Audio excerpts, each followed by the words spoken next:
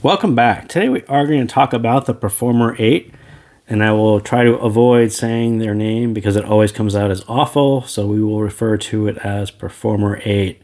So before we begin, I do want to thank HifiGo and especially HiFri on Facebook for organizing a little mini tour of this set. It is one that I wanted to hear a while back. It is one that he wanted to hear a while back, so I'm glad that HifiGo agreed to send us a set so we can run it through a mini tour. So I think we've seen a lot of what's going on here, the cable and the tips, and we'll kind of jump into it, and we'll spin through this one a little bit quicker than normal because of it really depends on what you plug it into. That has a huge bearing on what it sounds like and what your impression will be of it. But I will sort of explain a bit of what is going on and why I thought it was a little more complicated than I thought it was going to be. And we'll start right here with this is the frequency response from the brand. And I think when it came out, you kind of look at this and like, that's a pretty nice bass shelf, kind of nice and warm, nice mids, rises, to 2K, just a kind of a low pinna. That's probably 5-6, I think is what it was. And then it arcs over through nice extension. And I think this is a very nice looking graph. I think when people noticed it, I think that was, probably around about the same price point, $370. I think they could have pulled this graph off. I think it would have been kind of a home run. It's a really nice looking graph. Not too much of an issue with that one.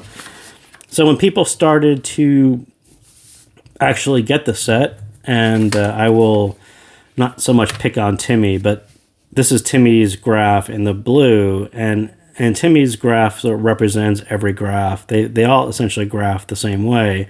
And the first thing that you sort of notice is the bass shelf is sort of tucked in a little bit. You don't have this kind of bump out. His is kind of bumped in. It's kind of tucked a little bit, which is a little bit odd to notice kind of right off the bat. His pinna probably 1 or 2 dB lower than what that one is.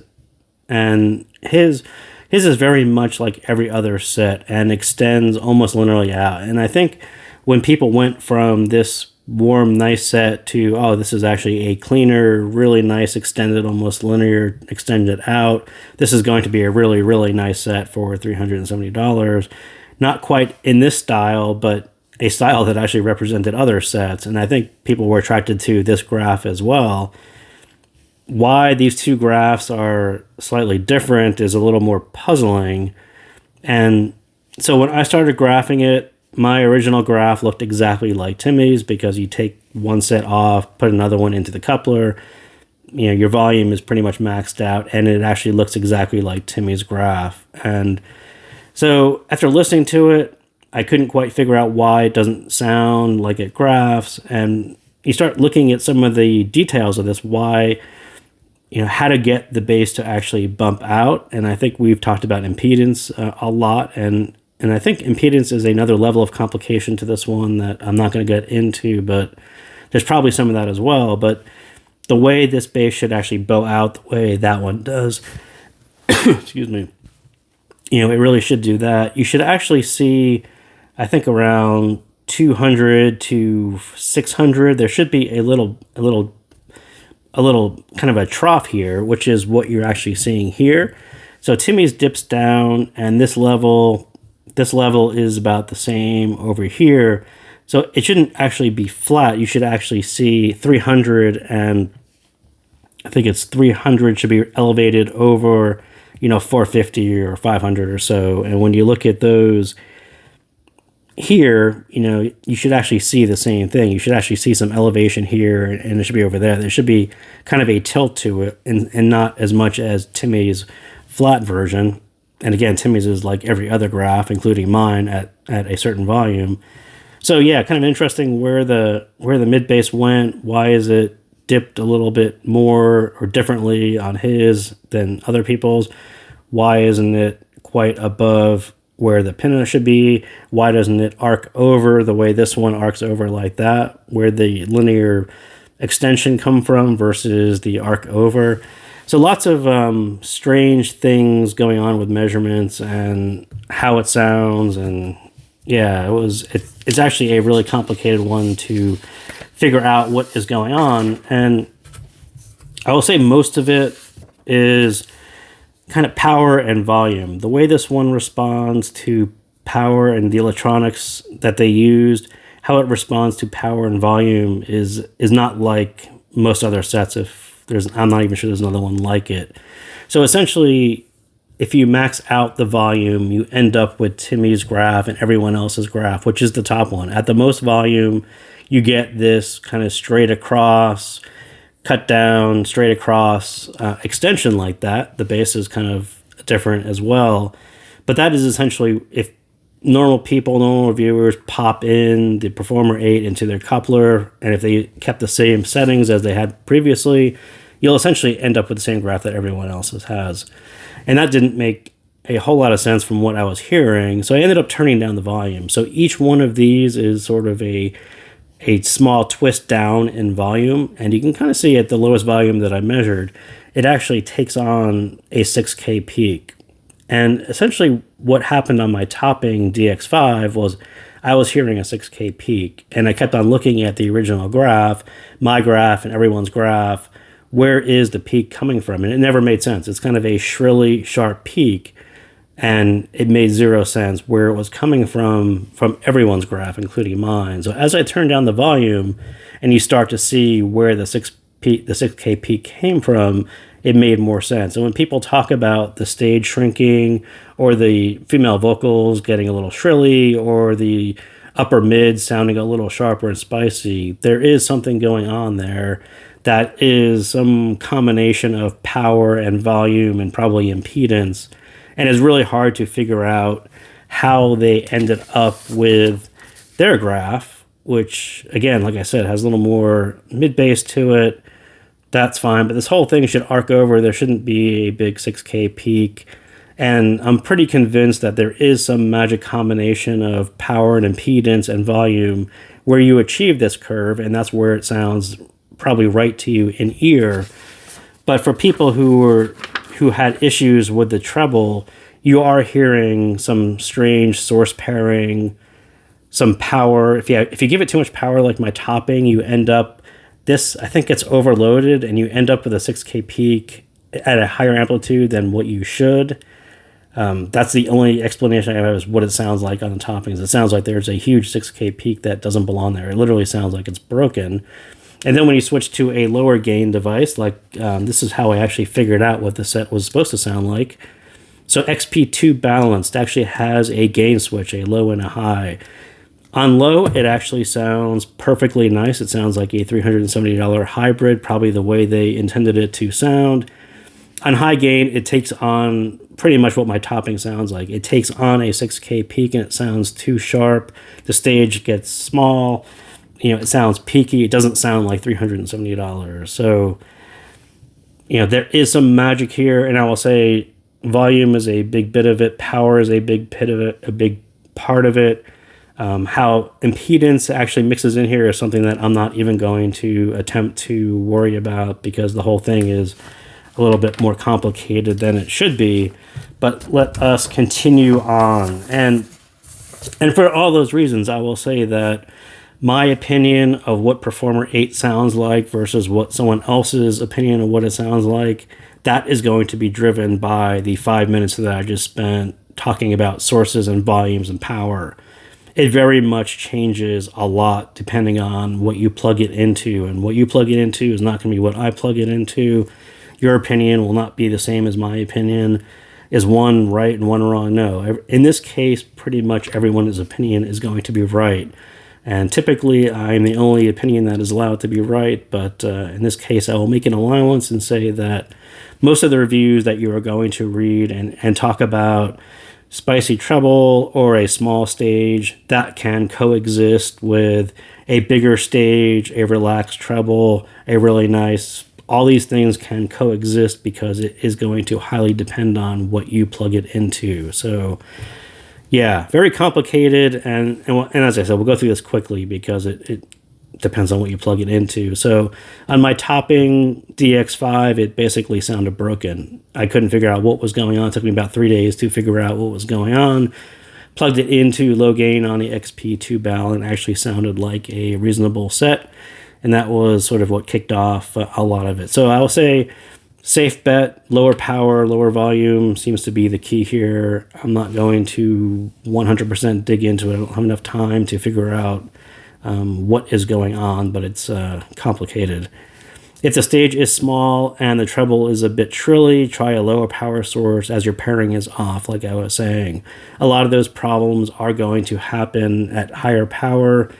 Maybe it's impedance, maybe it's not, but if you're hearing some strange things that don't sound like other reviews, that's probably whatever you're plugging it into. And those are cascading problems, right? You get the 6K peak that keeps you from hearing the upper treble, that makes the stage smaller, throws off your female vocals. Yeah, on the topping, it just is sort of not really workable. It's really, really off. And all those things kind of are maximized. All the cascading problems all happen at once on the topping, and it was very, very hard to actually listen to it for any period of time. So smaller nitpick, and again, probably, as I talked about, the bass actually changes on power, I think, and the difference between my graph and Timmy's graph, where the mid bass goes, I think getting that dialed in was a little bit harder for me to achieve. So I will say it's on a bit on the low side is how I hear it on low gain. It doesn't really rock or metal without turning it down. There's not really enough of that foundation to pull off those genres. It actually pulls off other genres pretty good, but at the price point, it's kind of a nitpick there, and it just sounds a little bit hollow on some tracks where there really should be some bass there. It's just kind of a gap. Sound, I'll call it mostly U-shaped. Maybe on some people's sets it's probably a little more V-shaped, but there's quite a bit of sub bass, and the mid bass drops fast into the mid, so it takes on more of a U-shape. The bass, that sub bass is fine. I think it's kind of a nice level actually, and the dynamic driver is kind of present in that area. And you're always going to have this problem when you have the mids and the upper, kind of the treble-ish. It sounds a little bit sharper. It's always going to sound a little more detailed than what the sub bass is going to put out, unless you have a really nice transition between the two. And I think that is exactly what would have helped here, is just a smoother transition between the sub bass into the mid bass, into the lower mids, just kind of smooth it out. And perhaps, I hate to keep on going back to the graph, but I think their graph is what it should have sounded like. And I think that transition would have been a little better. Maybe that dip is a little bit dip, but yeah, I do think they need to just get a little bit more transition. And it does come across more like Timmy's graph than it does their graph, especially that little bit. So Max Richter Spring 1, there just needs to be a little more density in that area, so it's a little bit more present, so there's a nice transition. I would say the bass isn't the star here, and it's just a little bit too much energy on the sub bass and not quite enough into the mid bass and then into the lower mids to kind of smooth out that into a very refined bass shelf, but pretty close. Mids, clean and clear. Again, I think the clean and clear versus the warm is a source issue. There is a little bit of BA timbre that kind of comes along with that clean and clear versus the warmer, and I'm sure that with some source it actually goes away and it does sound very natural. But for me, on my source, it does come across a little bit dry, that lack of low end balance to get it closer to natural. Again, this little gap on the lower mids, it kind of rears its head across the mids and the treble, and it would have really kind of not gotten away with the BA timbre to it, but it just would have been a less apparent, a little more natural. And I think everything sounds just a little bit sharpened. It's detailed in a hybrid way for those of you who like that very sharp, detailed, sharp notes. I think that's actually pretty good as far as I said, if that's what you were looking for. If you're looking for more natural, it's kind of on the borderline. And it doesn't quite necessarily get you in the room kind of way. Like when you close your eyes and hear a female vocal singing, it sounds a little bit sharp. It doesn't quite have the low end transition to it the way it should to pick up kind of those natural lower bits of her voice, but it sounds sharp and detailed, but not necessarily as you would hear it if you were in the same room. And I think resolution details kind of the same. The sharper bits come through, the lower bits, the reverbs, not so much. A little bit hard to pick up those things in the lower. And balance, again, the whole thing leans a little bright, treble-ish, and it picks up those things a little bit better than the lower, and the balance just feels just a little bit tilted in that way. So if they had balanced the two out and maybe sounded more like their graph, I think they probably would have nailed that. Treble, again, I think this is the bit that is most affected by whatever you plug it into, what volume you listen to. That there will be some error and a bigger stage, or there won't be, and a lot of that is going to be your source and what volume you are listening to. People who said that the stage shrank, that's a good possibility that you were hearing a 6K peak that was sort of blocking or masking the upper treble is really how it sounded. The topping is an extreme version of that where you couldn't hear any upper treble past the 6K. But there's going to be a spectrum between, how much power you give it and what volume you're giving it and how that thing is changing across volume and power. So yeah, it's actually super complicated as to how you're going to hear the treble and the treble extension and the stage and all those things. But I will say on the right source, I think it does have some BA timbre, but where that clean bass and the clean mids, it's really complemented by a nice treble response and that sharper BA sound. Give instruments a nice edge, and I do think this whole upper bit is actually done kind of well in that style. I think people will be into it. Other people will want something a little bit smoother and richer, and that's, you would buy a different set for that. But in this style, I think they actually did a pretty good job. Stage, again, this one is super hard to predict because it's either going to sound all in your head or some variation on stage that's a little bit projected. But when you hear it on the right source, it actually does project properly, and it does sound like a pretty big sound stage. But yeah, it's a complicated way to get to that point. So that is what I got on Performer 8. So thank you guys again for tuning in, and I'll see you next time.